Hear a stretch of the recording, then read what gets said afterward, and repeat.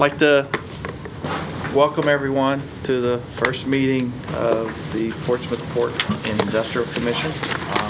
We had a very strong 2019, so I'm looking forward to continuing that momentum in 2020. We do have one note. Mr. Wallace, one of our members, due to business conflicts, and that has submitted his resignation. We are looking for one more member, and we will miss him. He was a good voice on our overall commission. With that, I'll ask for the roll call. Yes, sir. Good morning, everyone. Mr. Barham? Here. Ms. Cherry? Mr. Peterman? Here. Mr. Vandenberg? Here. Mr. Toops? Here. Mr. Weaver? Here. You have quorum.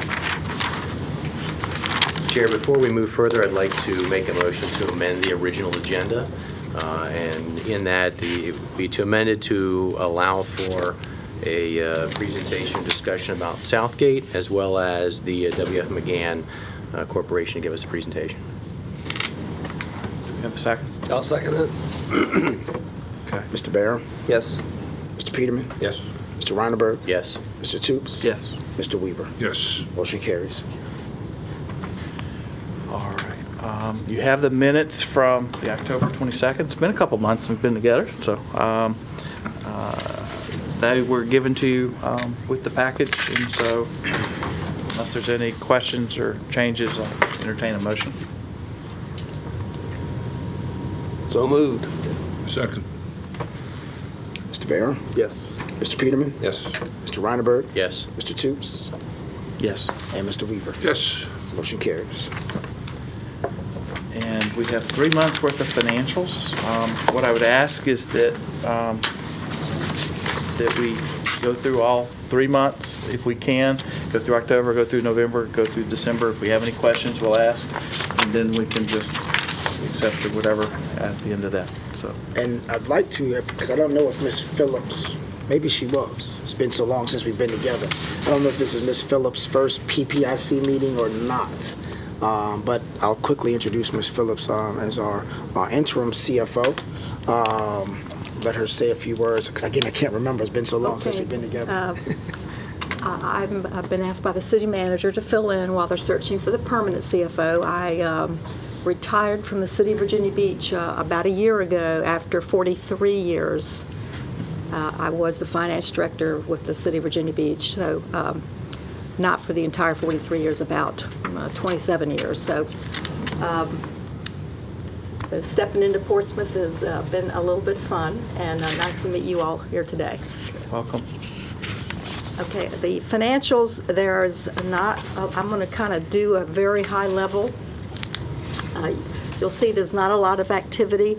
You know, focusing on December, you'll see that there is pooled cash, $6,576.40, and then there is cash and temporary investments of $1,054,304.59 with Atlantic Union.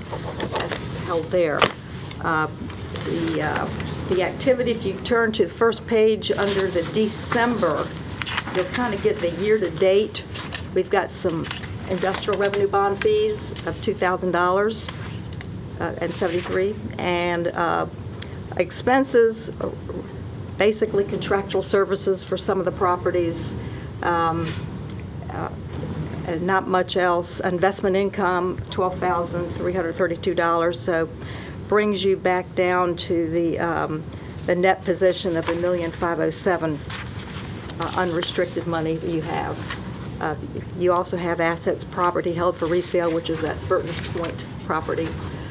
I hope that is a high enough level for you that going into the detail of each month, it's just more of the same. It's just very little activity, a little interest income, sometimes an industrial revenue bond fee, and always some contractual services, you know, for your maintenance of your properties. Is that any questions? I'll be happy to try to address them. I'm good. I'll make a motion to accept the financials. I'll second it. And we don't rescind those to audit. Accept them for audit. Yeah, you don't need to vote on them. Mr. Chairman. I'd just like to make a comment that, you all made a change in the way your investment income is handled this year, and it shows. Yes. Good job. Yeah, thank you. That was an initiative from Mr. Reinenberg, and it has made a significant difference in our interest. In the bottom line, yeah. And just to note that Councilman Simmons and Councilman Moody are both here. We appreciate having them here. So, old business, the Port Host Communities Grant Update. Hopefully we have great news.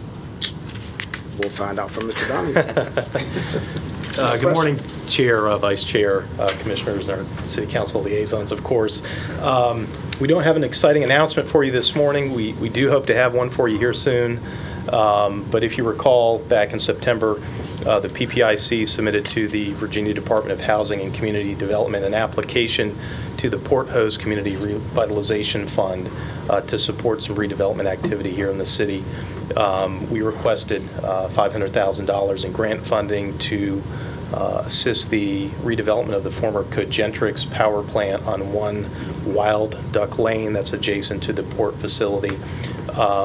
We were one of 3 of the 5 Port Host localities that submitted a grant request to the program, the other 2 being Norfolk and Newport News. We are optimistic that we will receive an award here in the next 30 days, perhaps sooner. I understand the governor may be in the area this morning. The minimum threshold for that award would be $150,000. We're optimistic that we will get the full request. As soon as we hear, we will let you know. Thank you very much. And that cycle starts again here soon.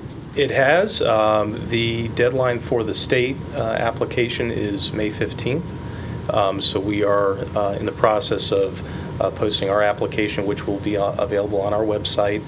We expect to have that out in March. So we will post a public notification for that and make everybody aware prior to that. I'll remember we actually had several alternatives, and so it might be something that, again, I think we will have an application going. Can I just ask a question? I was reading the Defense Appropriations Bill this year that they have a thing called the Defense Community Fund, funded at $50 million.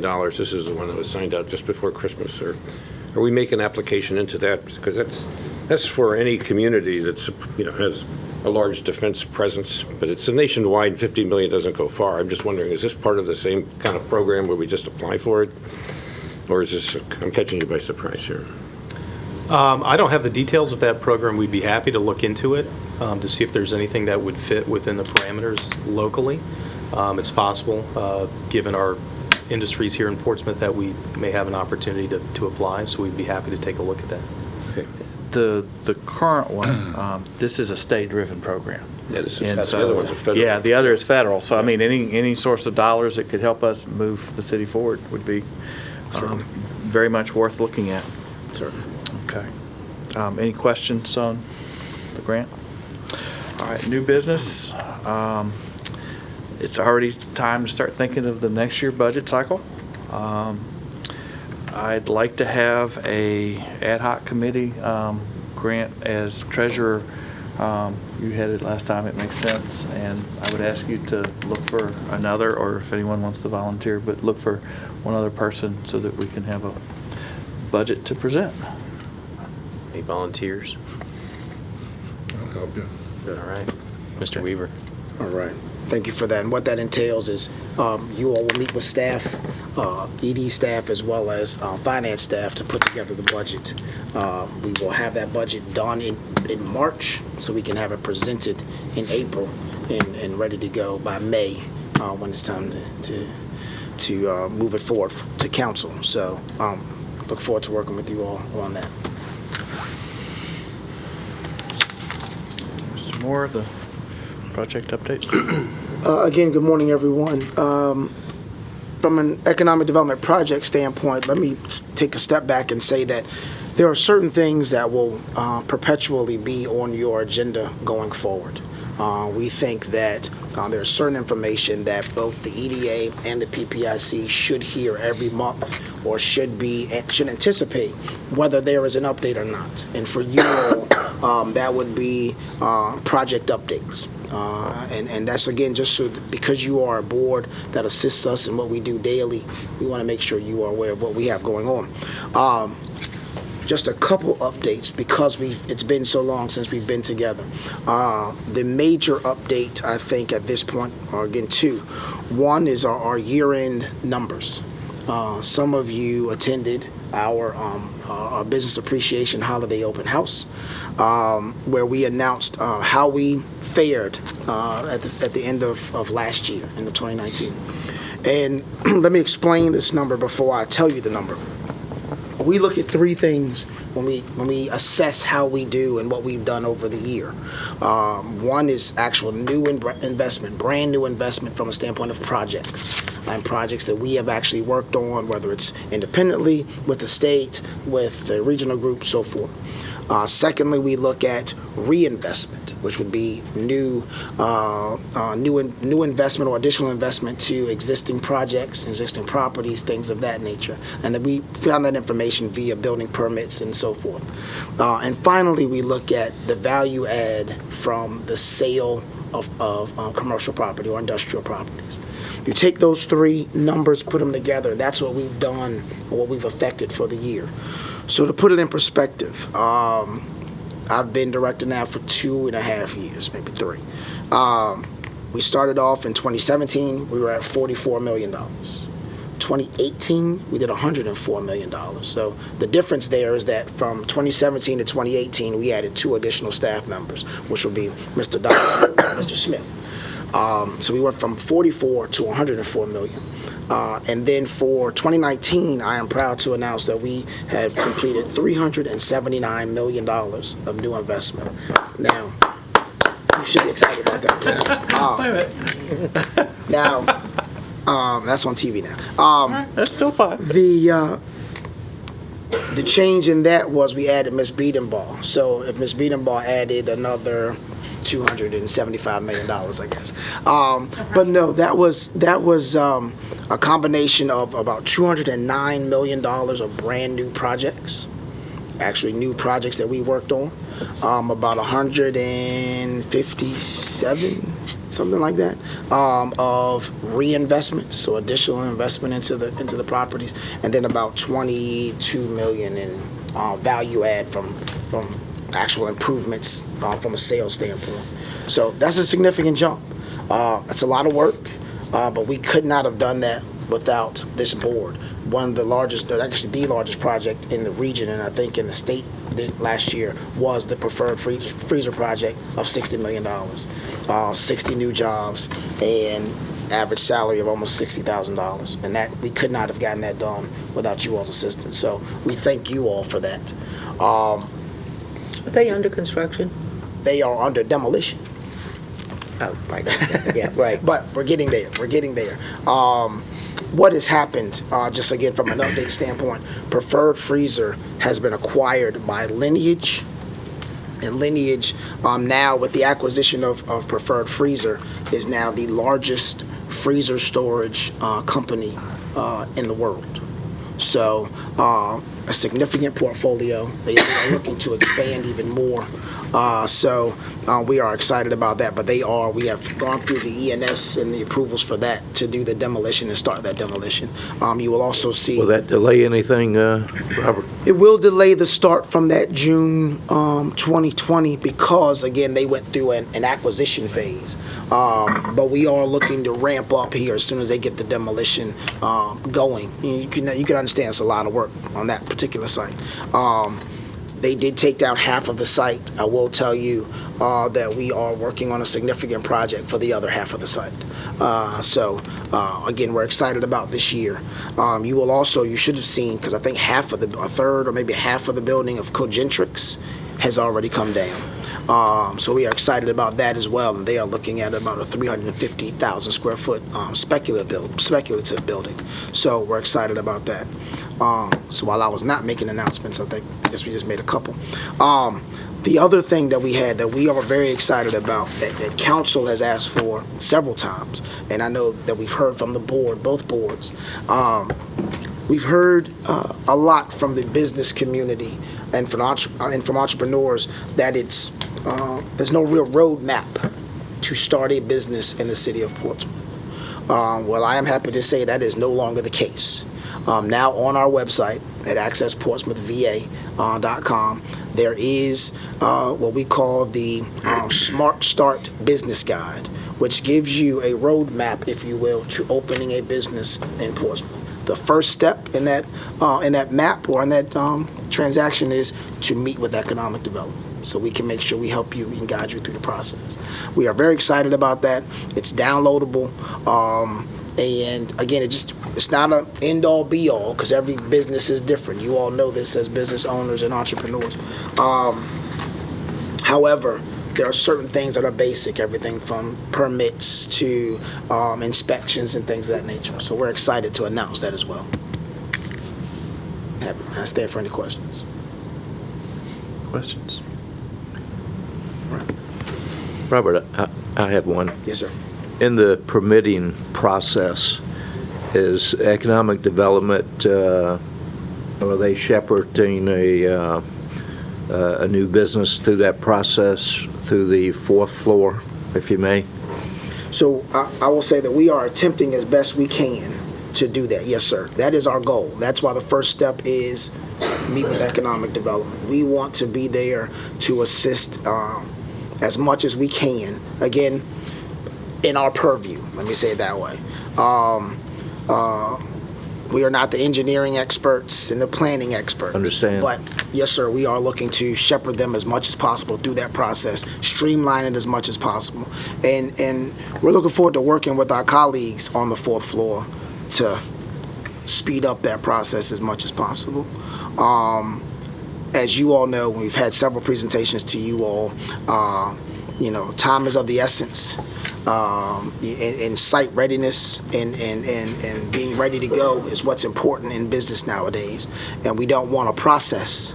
We want it to be a complete process, but we don't want that process to prohibit, development. So, but yes, sir, we are working through that process. Perfect. All right, state of the city.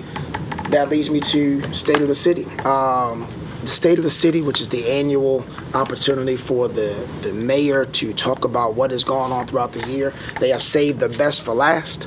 We are May 1st at noon at the Renaissance. As usual, we normally reserve a table specifically for PPIC. So we would like 100% participation as best as possible for that day, so we're telling you early.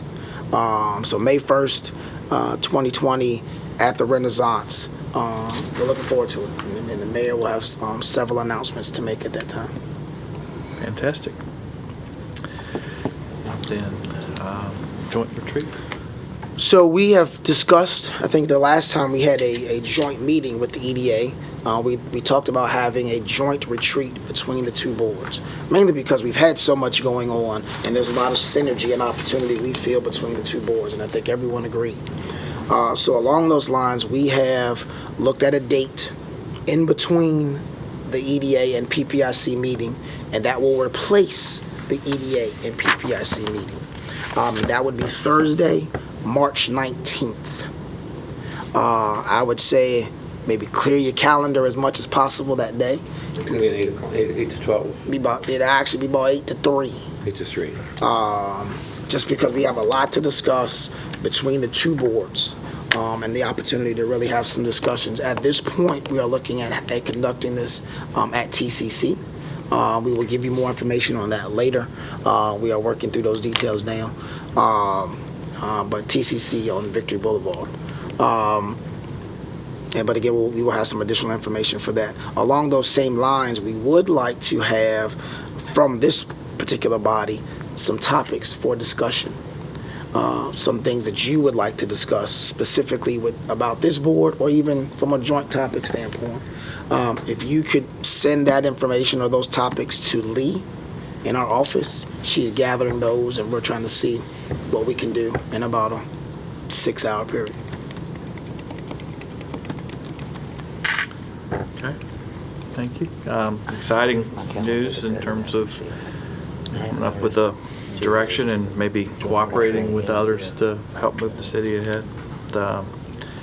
And the next topic is strategic plan. So along those same lines, we have in economic development, in our office, we have a strategic plan for our office and for economic development for the city. We have presented that to council probably 2.5, 3 years ago. Since that time, again, we've made significant changes in our office and significant strides in what we've done. So we have updated that plan. At the same time, however, we want to make sure that understanding that that we are an office of the city and that that's our strategic plan for the office.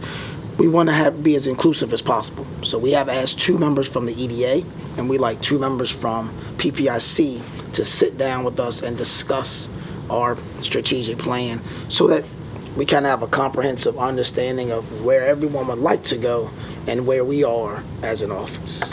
So again, EDA has chosen 2 individuals. We'd love for you all to have 2 as well. So if we could get those names this morning, that would be great. Okay, this would be to assist you in terms of looking at The plan and seeing what things could be added, maybe adjusted, maybe inquired about. I'll give you an example. On the EDA, we are pushing forward, and the EDA is very much involved from a standpoint of the workforce development aspect. They really want to see something in our strategic plan that addresses workforce development. Because again, you're going to hear me say this from now until we're getting really out of the economic development business. The site is not as important as can I fill the positions when I open my business. So that's one thing they want us to really focus on, and we have addressed that. There may be certain things that you all would like to see. Maybe it's land acquisition. I don't know. But we'd love to sit down and have an opportunity to have that discussion. Okay. If any of y'all are interested, please let me know. I'll get back with Mr. Moore. And we'd like to do that quickly because we want to be able to present those discussions at the retreat. So. All right. That's it. Vice Chairman Peterman, an update on the Southgate? Well, the good thing about it is it's moving forward. I just sent an email, to everyone just so that they know what's going on. But Mr. Commander Doug Taylor will be here next month to brief the status, along with the regional Mid-Atlantic lawyer, because there's a lot of things that are committed, what they can give away and what they can't. But the good thing is the environmental survey for the entire 19 acres has been funded, and it's going to be awarded very shortly to the company that's doing the joint, the whole area thing. I think everybody knows who that is, but that's going to take 8 to 10 months to be completed. And when the 10 months or the 8 months are over, they're going to look at the results and see how much it costs to mediate this land, to see what they can give away and what we're willing to accept as a city in a way of, because they have to pay and the city has to pay to mediate the land. The good thing is that we're not alone in this kind of effort now, because Oceana is getting ready to lease to the Dominion Electric.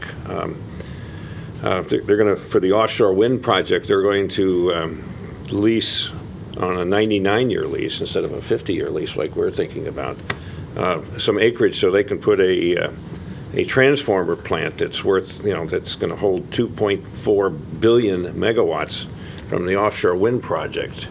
And again, it's just like ours. They can't accept money. They have to take in-kind services. So they're going to get free electricity and all this other stuff for having that thing there, which is a real kind of a neat thing for Oceana. But we need to really kind of think of, when we talk in-kind and we get this land, what we're really looking for. And the good thing is next month, Doug Taylor will be here to answer questions personally. And this has been approved all the way through Admiral Rock. If you remember when Admiral Rock came here, he's approved this to go forward. So that's where we are. We're not alone, since there's another, Hampton Roads community that's going on the same path. So we kind of blazed the trail, and then Oceana took the lead. It's kind of one of those things that, shit happens. But and that's about all there is to it. But right now we got to be thinking about what we're going to do with, in that strategic plan. That might be something we want to think about, is how we're going to account for that waterfront property we're going to get. Yes, sir. Potentially, yes. Yeah, or potentially get. Yes. And that's basically the update for now. But it was just kind of a placeholder, just to make sure everybody knows it's moving forward and it's gaining speed. Well, and appreciate the update, Vice Chairman, and we'll look forward to hearing next month. And, we're looking for areas we can help with anywhere in the city. So that's exciting to hear.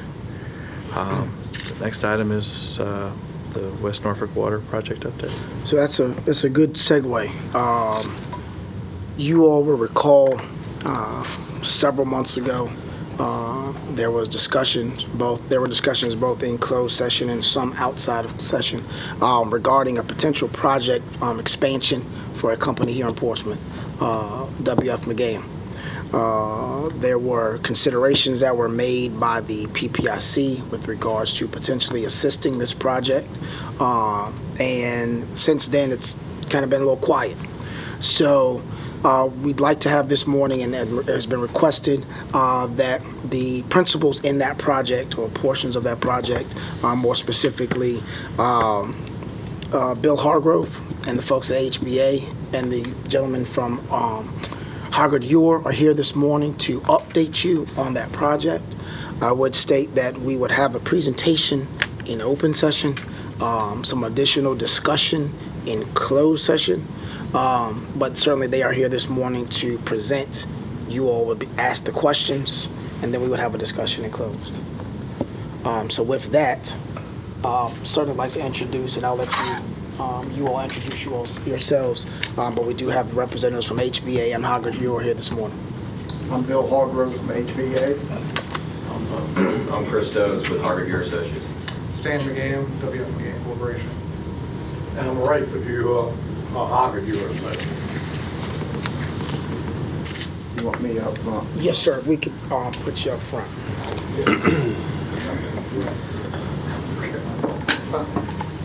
This one or the other one? That's it. Let's start with the other one out. So you want this one? All right, and then you can just toggle between. Good morning, Good morning. Mr. Chairman, Vice Chairman, members of this board. I'm happy to be back again, and I know these two people here, and I'm glad to see that they're here because it's very important to the city of Portsmouth what we're trying to do. We've been 15 months on this trip to try to get this project underway.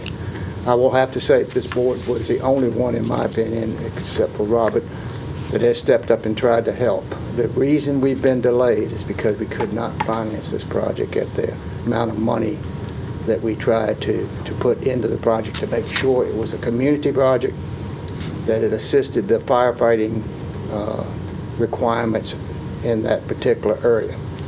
I don't know how much the new members know about what we're doing, but the central part of West Norfolk does not have enough water to fight fires.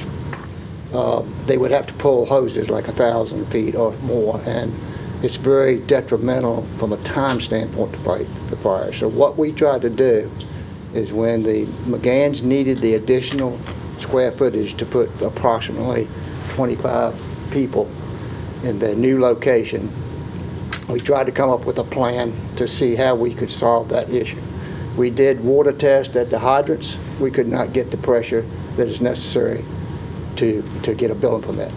So we went around and tried to deal with everybody. We met with economic development. Robert was the one that started this with me and pushed some things to get it through. I've met with the city manager on several occasions. She did step up. As far as I'm concerned, the city did step up and did away with a requirement that the city has right now that has a pipe that's probably good for 200 years. And but it's very expensive, and we're putting it right in the middle of a lot of old piping. So that was creating a problem. So we went from that particular step into some other steps, and we've run into barriers everywhere we've turned. We just want to get the building built. We want these taxes to come into the city. The McGanns are corporate citizens. So is Western Branch Diesel, which was also involved here. And we were trying to take care of both of them and at the same time try to solve some of the issues out there. As you know, there are a lot of water tanks over on the other side, and there's a reason for that. We looked at water tanks. Water tanks would take away the addition area, so we had a problem with trying to solve it that way. And to show you the corporate commitment that both Western Branch and McGann has, they've been buying property out there, and I know you're familiar with the $2.5 million that McGann just spent in purchasing another piece of property. So we came back, we met with other city officials. The major issue was you got to have plans, you got to have plans, you got to have plans. And we did not have the plans because we couldn't get approvals to move forward without the plans. It's kind of a catch-22. So if we did the plans and the city said, no, you can't do it or we can't fund it, then we have to come back and spend engineering fees to do it in another way. So we finally backed up and we said, here's what we're going to do. And McGann stepped up. We're going to sprinkle the existing facility, which is very expensive, and we're going to sprinkle the new, which is expensive, but not as expensive as the existing facilities. And we've made a connection at the closest point we can possibly get, which I'm going to show you. I'll let Chris show you. We've added the fire protection, fire hydrants and things of that nature that need to be placed in that general area. And we've cut the project back so that it can be affordable if this body actually supports what they had committed to, I guess, in early 2019, which again, you all were the only ones that stepped up immediately and helped to try to get this job off of dead center.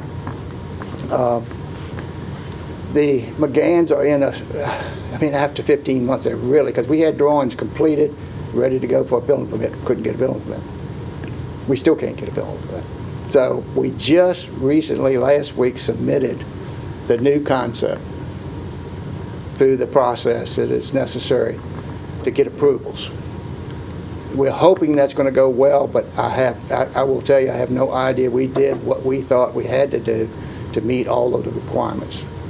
There's still some question marks as far as whether we have the pressure out there, but we're hoping that between paying all that money for the sprinkler system and providing the necessary connection to a 6-inch line, initially we were connecting to a 16-inch line, that this little loop that we have will do the job for at least that general area. The Western Branch Diesel people have to, Herb Hanneman's going to have to find another way to solve his problem. We can't solve it, we don't have enough pressure.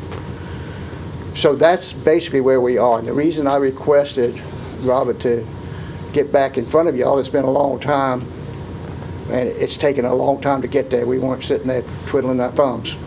We were working, trying to find a solution. But I wanted to make sure I could come back to this board, explain what we're doing, hopefully get y'all to recommit. And remember, what you committed to originally was $400,000, but you backed that up to 40%, up to $400,000. Well, now that we've cut the project down, that 40% comes down too, so the amount of money. We don't know what it's going to cost yet because we can't put this out for bids until the city approves it.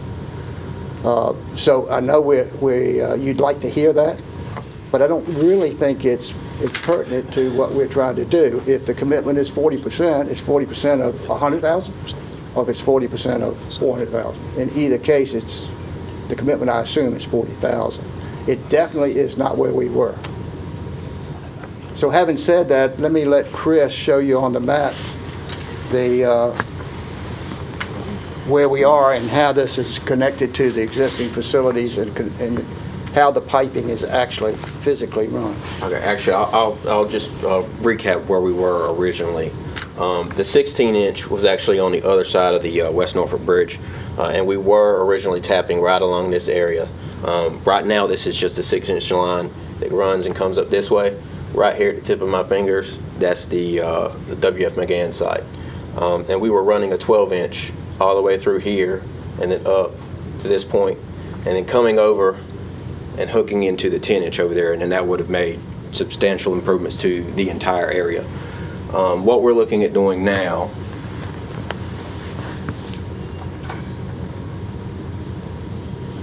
is actually just right here at the WF McGann site, tying into the 6-inch that's existing in front of Western Branch Diesel, running up, putting a hydrant on the corner, and then coming up and moving over into the building with a sprinkler system. From a external fire demand requirement, the fire demand requirements for that particular use and square footage and number of stories would have been 3,000 gallons per minute. With a sprinkler system, we can get that down to 75% of that number, which is around 1,000. There are still pressure requirements for the fire system, and the City of Portsmouth Public Utilities Department has recently enacted a new pressure policy, and that's a statement that they do not anticipate or that design shall be done such that the static pressure should be assumed to start at 35 psi.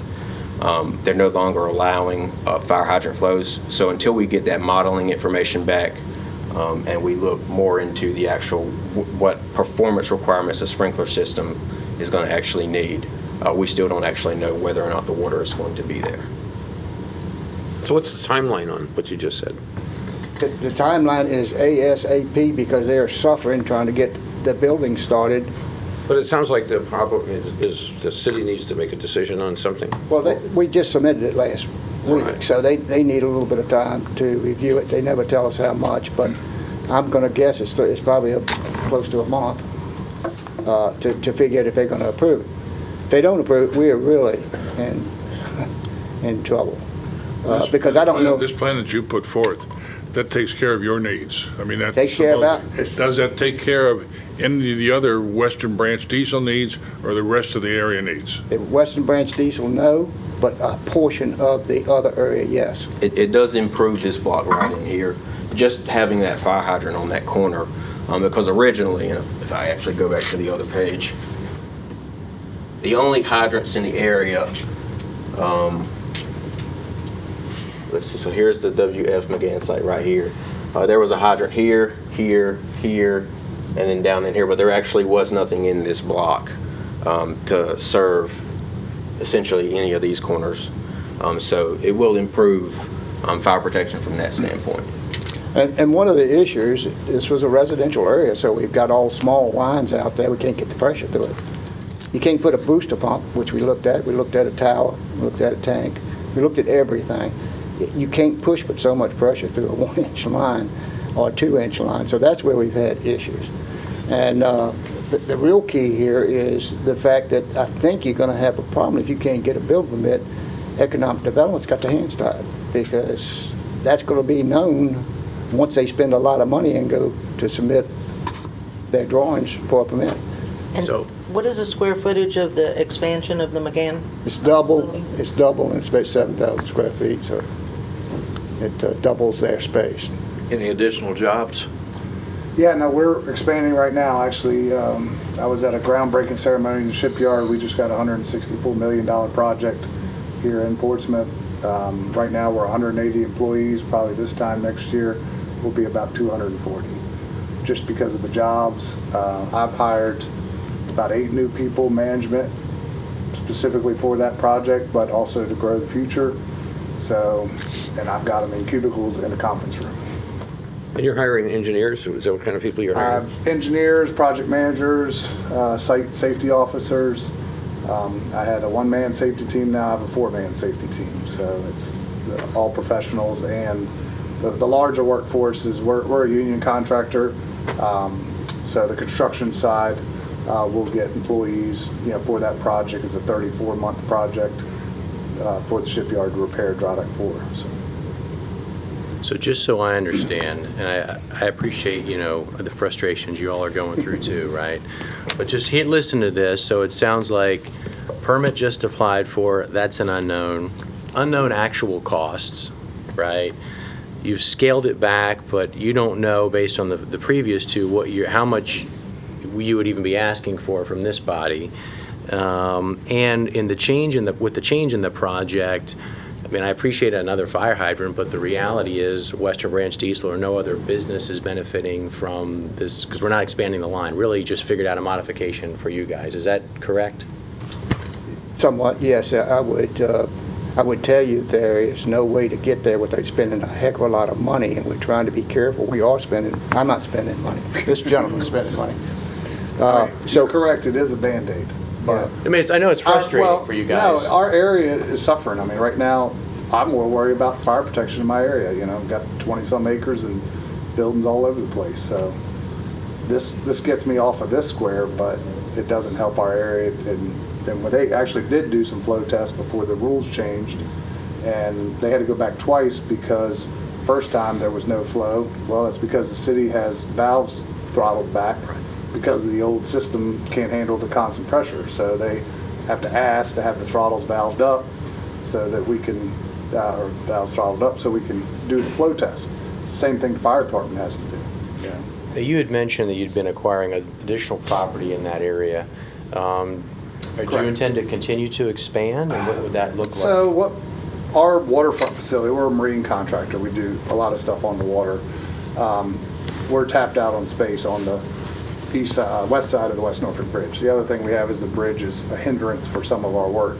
We needed some property with open space. We met with George Rivera, him and MHI owned A&A. He also owned all the properties, the city's been working with. The waterfront piece of Cogentrix is the piece we purchased. That gives us a pier, gives us another 4 acres. Don't need anything right this minute. That gets us through our need for the next few years. But, A&A Shipyard is dormant because of, what East Coast is kind of doing. So that property, I mean, everybody knows it's for sale. All it's going to take is one person to come in here and say, see the potential, and our area is going to, with the cold storage and the rest of it, it'll be a, economic bloom, I would think. Unless they know they can't protect their buildings from, little fires. Stan, tell me, okay, this is W.F. McGann. Right, correct. What is all this? So those are houses. We actually own this one and rent it, this one and demolished it. We're slowly in acquisition. What about this corner? So this is all Western Branch Diesel. This is our shop facility. This is our waterfront facility. And then the property over here is what we purchased. And this is all This is all A&A. Okay, thank you. Herb is also purchasing land that way, and I don't know exactly what his plans are as far as, I think he just needed the space, so he's been buying that up. But we just can't get enough pressure to solve his problem with what we have. So. And what you submitted was going to a 6-inch line from what's there, and then adding the hydrant. And so those 6-inch line, but we still have the loop. Yeah. Remember, the loop is important for the surrounding areas. If somebody comes in and builds on that property, they can connect up, and we will solve their problem. But it won't be as many people as we could do with the original. So, we thought that was a very important part of this when we started, and we tried to keep that intact all the way through. But some of the things that are, for instance, we can't get really an answer. Do we put the pipe in the street? Do we put the pipe on the side of the road? Where do we put the pipe? Put it in the street costs a lot more money. Do we do curbs and gutters? We don't get the answer on those questions. So we did the only thing we knew to do as professionals. We designed it the best we could in hopes that we can get this passed. And we added the fact that it's not required to do a sprinkler system in this building. This building is safe by code. He is going to put the sprinkler system in that, which is a good thing, but it's money. Can I ask, Chair? So what, to this point, is there any way that, is there any number, any type of estimate based off what you've done or what you're proposing, and then based off of, let's say, for example, sprinkling the building, how much will that cost? What will that, do we know any costs at all? Well, that's going to be $150,000, $200,000 probably, depending on what we run into with the existing building. I'm not too sure we're going to get until we get it out there and bid it or have somebody in to see what it really means in the existing building, which is the most difficult, because we got to do the attics, we got to do everything. Right. We haven't done that because we're trying to get the concept that is approved by the city, and then we can attach all the parts. But there's no number right now that can be attached to the concept. No, I will tell you this, the 750 to 800,000 that we came in with, which was a pretty accurate figure, with one exception, we don't know what's in the ground. And if we had to go in the ground, that creates unknowns. So that has been substantially reduced. So the cost, we'll never get to 400. Not for 40%. Project. Project cost won't be, you're saying it won't be 400, 500? Y'all will never get, I don't think 40% of what, we better not be 800,000. No. Just won't be. So you anticipate it'll be, again, the project cost, not their investment, but the project cost? Yes. Would be Yes. less than $400,000? In my opinion, yes. Okay. And that's why I came back, because the second part of my request is, I really don't know, whatever y'all do, I really don't know what paperwork needs to be done. But I would think at least a letter of some kind that Mr. McGann could depend on to go forward, at least knowing he's got the money. And I understand the procedure is he's got to do the work before he gets the money, but you would see the contract price and everything that will substantiate what the cost is. But I wanted to make sure that this body was ready to give him something that says, yes, we're going to still stay at our 40%. It's 40% of what? We don't know, but a heck of a lot less than what y'all committed on originally. How's the rest of it being financed? I mean, basically, we do all our own, Okay. you know, it's in-house. So I know you had a lot of unanswered questions. Some of those questions are my questions as well, but I don't know of any other way to proceed other than what we're doing. And you're correct in saying this is just a fix to get, and we don't even know, the sprinkler system still has to be approved, you know, it has to be checked by their flows and everything. That worries us a little bit, because their requirement of 36 pounds PSI, I think, or 35, is high. I mean, we would all love to see 12-inch lines through West Norfolk. We would all love that, Sure, right? I just, sure. you know, don't know if it's the right body or if the money's right. So something we'll discuss. But I mean, we all, you know, conceptually would like this to be fixed for you and every other business there. Well, I see this area as an economic development tool. You can see what's already happening out there. You can see that they're buying up property. Herb Hanneman, which is another great corporate citizen, he's buying up property to develop their own projects. And then you got all the other properties that should be good for light industrial area. And probably Mr. Moore knows more than I do about whether that's a potential or not, but I think it is. So I wish we could solve the problem with less money. But so far, we haven't come up with a way to do that. We came up with a way to loop it so we would solve that problem. It's just too expensive. Any other questions for them? Because to discuss it, we go into closed session.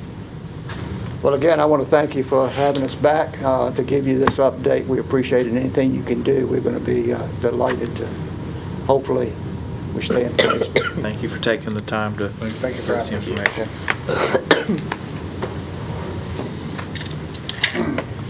Restroom. Like, That's great.